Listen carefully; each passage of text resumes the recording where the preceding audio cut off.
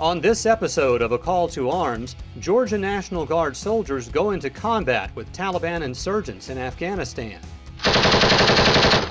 A soldier comes home just in time for the holidays and the birth of his baby daughter. We ride over an active minefield. A Savannah-built backhoe rumbles into action. And a little boy gets a special message from his mom deployed overseas. I can't wait to get home at all. I cannot wait. Hello, and welcome to another episode of A Call to Arms, our special series featuring Georgia National Guard soldiers serving for a year in Afghanistan.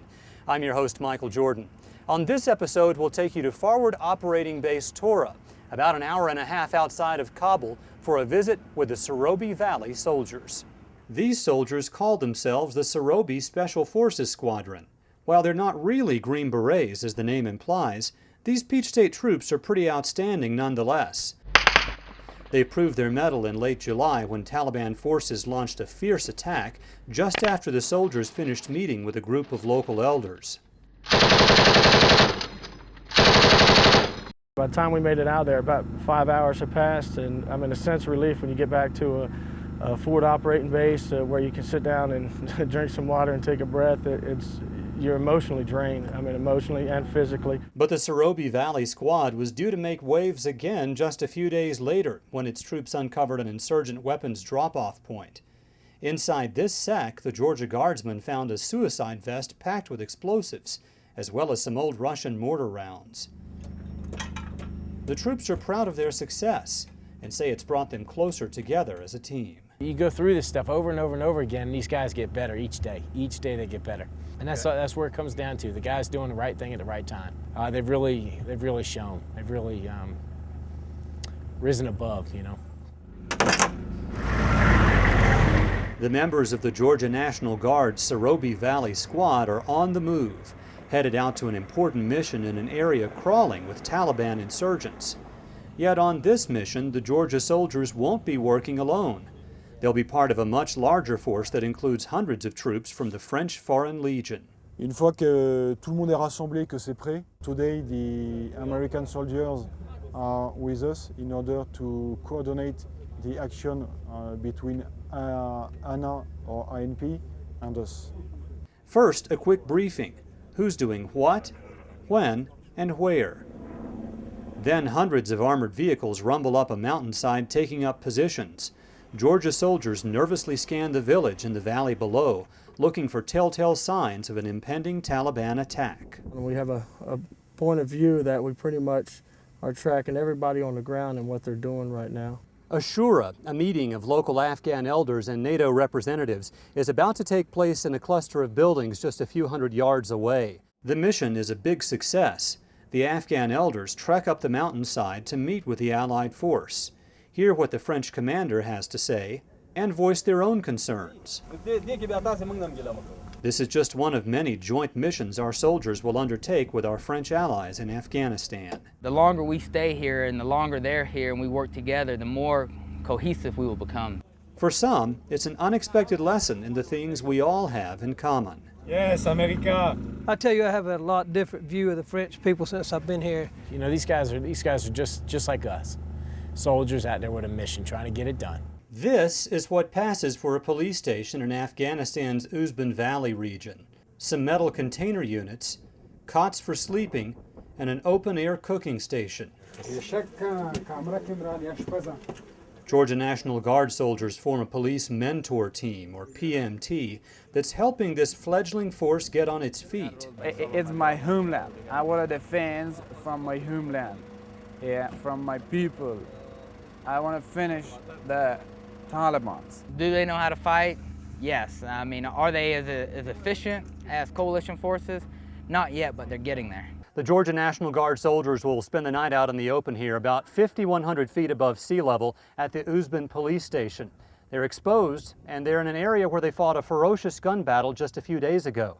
But the soldiers say the contact with the police officers here is crucial to making sure the elections are a success. Our group of Georgia National Guard soldiers bedded down on cots in the middle of the Afghan police station. Our slumber was interrupted by the repeated thuds of mortar fire. This time, the rounds were fired in the opposite direction by friendly forces. But the Afghan officers are all too familiar with the sound of incoming rounds fired at them by Taliban in the surrounding hills. On the streets of Sarobi village, cars compete with cows for space, and open-fronted shops offer brightly colored cans of soda and other sugary treats. The soldiers of the Georgia National Guard Sarobi Valley Squadron come here often to get to know the neighborhood and to pump a little cash into the local economy. It's great to me. I love meeting new people. They're awesome. Sometimes you can tell they charge us a little bit more than what they get it for, but it's okay. We don't mind paying the price to help them. The soldiers' favorite food here is a special kind of bread called naan, but the troops have their own name for it. We call it foot bread, and we call it foot bread because everybody here sits on the ground and they have their feet around and about all the dough and the working areas, and they walk on the same table they stack the bread on as it comes off. It's kind of why we ensure that when we get our bread, it's fresh out of the oven, goes right into the bag.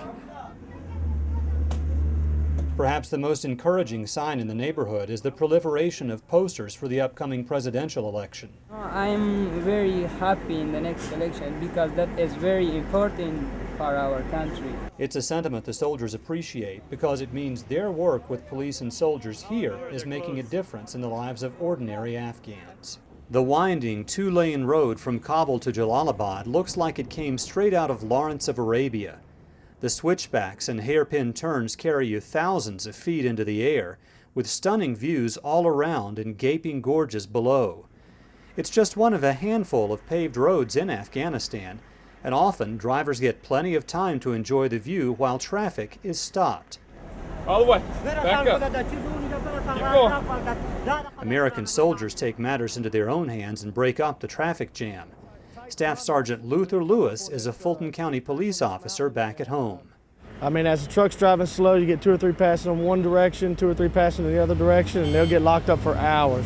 On these roads, if you take your eyes off the blacktop for more than a split second, you can quickly lose control, whether you're behind the wheel of a small car or a U.S. Army Humvee. Yeah, they got enough room for 2 lanes here. Georgia National Guard soldiers directed traffic around this wreck while a NATO tow truck came to the rescue. But sometimes traffic can come to a standstill here without any obvious cause, simply because Afghan drivers try to squeeze a 2-lane road into 4 or 5. And they're not particularly good drivers, are they? Not at all. Not at all. No traffic laws in this country. Back at their headquarters at Forward Operating Base Tora, the Sarobi soldiers settle into a routine of cleaning their weapons, relaxing, and preparing for the next mission. Every day we come in, we have to tear them completely apart and oil them down and clean them just to extreme detail. Because if it's got a lot of dirt in it and stuff, it'll malfunction, and that is definitely not what we want in this type of situation. The soldiers say it sometimes seems strange being a small group of American soldiers on a primarily French base. It's a different world, completely different world than what everybody's used to in the States. Sometimes I think to myself, like, it's going to be weird to go back to the States and hear mainly one basic language, you know, and understand what people are talking about, but you get used to just hearing noise and not, you know, understanding what's going on. When a call to arms continues, the Sarobi Squadron's leader makes a quick trip home to Savannah to spend the holidays with his family and witness the birth of his new baby daughter. We'll be right back after this. Daddy! Welcome back to A Call to Arms. It was a Christmas miracle. After a grueling series of flights that lasted several days, Captain Bob Harris finally made it home to Savannah just in time for the holidays. I was there when Harris held his wife Amy and son Bob Jr. for the first time in close to a year. Who's this? Who's this? Do you know who that is? So what's it like to finally have him in your arms again? It's wonderful. He's grown so much since I've been gone. You just don't realize, you know, how much goes on over a couple months when they're at this age. But even bigger changes were in store soon. Just a couple of days later, Amy gave birth to the couple's new daughter, Sarah. I stopped in for an after-Christmas visit with the growing family. She's a lot smaller than I expected, but it was wonderful. Really rounded out our family. She's doing great though. She's thriving and she's so sweet, but she's a little active one. With a new baby sister and dad home all at the same time, it's been a tough adjustment for little Bobby. Everything's different for him. His daddy's come home and all the family and friends were here because the baby was being born. And then the baby's here and he just wants the attention. So he's trying to grab up on Mom because Mom was the only one with him for last year when he understood everything. But now, you know, he's starting to come around and help out and be part of the family. It was a bittersweet homecoming, with Bob bound for Afghanistan again in just under 2 weeks. But Amy and Bob have made it this far together, and they're confident they're strong enough to stick it out until the end. Being best friends and knowing how the other one reacts and being there for each other. It's important to know that you know that you have a good family to come back to, and I'm on the short end of the tour this time, so I just hope she doesn't grow up too much while I'm gone like he did. There are other new developments in Bob Harris' life as well. He's been listed as promotable to the rank of Major and given command of another base called Camp Dubs. In addition, the military presented Harris a Bronze Star Medal with a V for valor for the combat action his troops were involved in last summer. Meanwhile, back home in Savannah, Bob's civilian employer, BB&T, received a Patriot Award, recognizing the bank for its efforts to support deployed Guard employees and their families. BB&T is an organization that values its employees and understands when they are called to duty. Our organization believes in this and we stand behind it, and we have a job for him when he comes home. They need our support, the family needs our support, and the employers need our support. And we should thank all of them for what they're doing for us. Coming up, ever wondered what it feels like to hit a landmine? Come along for the ride as we find out, and watch as a live mine is defused on camera. Remove the firing pin. A Call to Arms will be right back. Welcome back to Bagram Airfield and to A Call to Arms, our special report on local troops serving in Afghanistan. Bagram is more than just an airfield, it's also literally a minefield, with hundreds of explosives left over from the Soviet days here in Afghanistan, as well as the years of the Taliban government. Now, the troops have special tools they use to remove those mines. The largest of these is called the Casper, but these Caspers are no friendly ghosts. They're huge monsters that drive through the minefields and explode these old mines, so it's safe for soldiers to do their jobs. Bagram Airfield, 20,000 plus troops, an unknown number of mines. The buried explosives are left over from decades of conflict in this war-torn land. Now it falls to the soldiers of Bagram's Mine Action Center and their civilian contractors to remove these hidden killers lurking beneath the soil. I think the biggest problem is people just don't realize that there's still mines laid out here on a military installation. 7 years, 8 years into this war, you would think that an airfield like this would be cleared, but it's not. We still have pockets where landmines are located. Early each morning, workers hired from African nations and Balkan states, places where minefield removal is a way of life, don their protective gear and go to work. As fighter planes taxi past and streak into the sky just a few dozen yards away, these brave civilians probe the dirt, armed with a little more than metal detectors and spades. Tangles of thin metal wire make their work harder. The wire is designed to foil the metal detectors, but is so brittle it snaps when you try to pull it away. The bad part about the mines is the fact that sometimes they're randomly placed, and that is a problem because you just don't know where they're at. When mines are discovered, experts like Richard Weaver spring into action. Watch as Richard defuses an old Soviet mine in just over 30 seconds. This mine's undamaged. The top's not concave, so it has not experienced any downward pressure on the plate here. Let's unscrew this part here.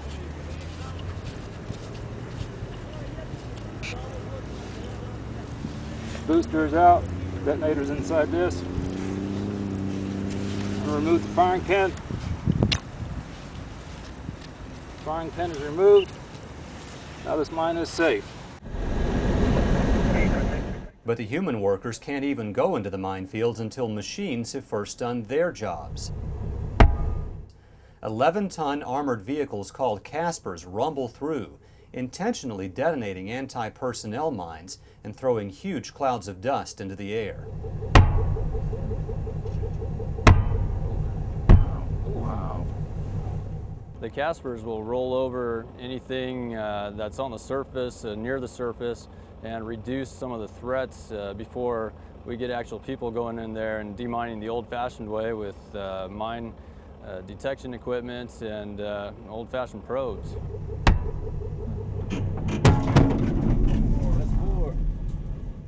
You get a nice little boom there. It's more noise than it is percussion. It's an interesting experience, something you can take home and tell all your friends about. Hey, I rolled over a landmine.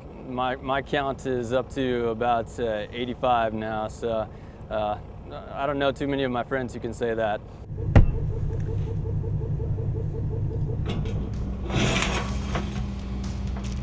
But even with all the mine removal efforts underway, it's still best to have some armored protection when you're digging around Bagram Airfield. We'll meet some Bagram-based soldiers who use a high-speed armored backhoe manufactured right here in the coastal empire when A Call to Arms continues right after this. Welcome back to A Call to Arms, where we're coming to you from Bagram Airfield in Afghanistan. While Savannah C-130s are flying missions overhead, a Savannah-built backhoe is making a difference on the ground. It's called the High Mobility Engineer Excavator, or HEMI for short, and it's made exclusively at the JCB plant right here in Chatham County. This 35,000-pound, 60-mile-an-hour armored excavator is designed to do everything from dig ditches to repair damaged vehicles, and the operators do it all from the safety of an up-armored cab. The first shipment of HEMIs left Charleston Air Force Base bound for the Middle East in 2008, a proud moment for the team responsible for building a total of 800 for the U.S. military. This is a culminating effort of 5 years. Myself and my entire team are really excited that these machines are finally going to the field to do the missions they're designed to do. Here in Afghanistan, the soldiers of the 166th Engineering Company at Bagram are pleased with the HEMI's performance. The JCB HEMI has actually been a very large part of our operation here. With the HEMI, you've got, like I said, much more power with it. You're able to work a lot quicker and just get the job done in half the time you normally would. The HEMI's up-armored cab brings extra peace of mind in this landmine-rich environment.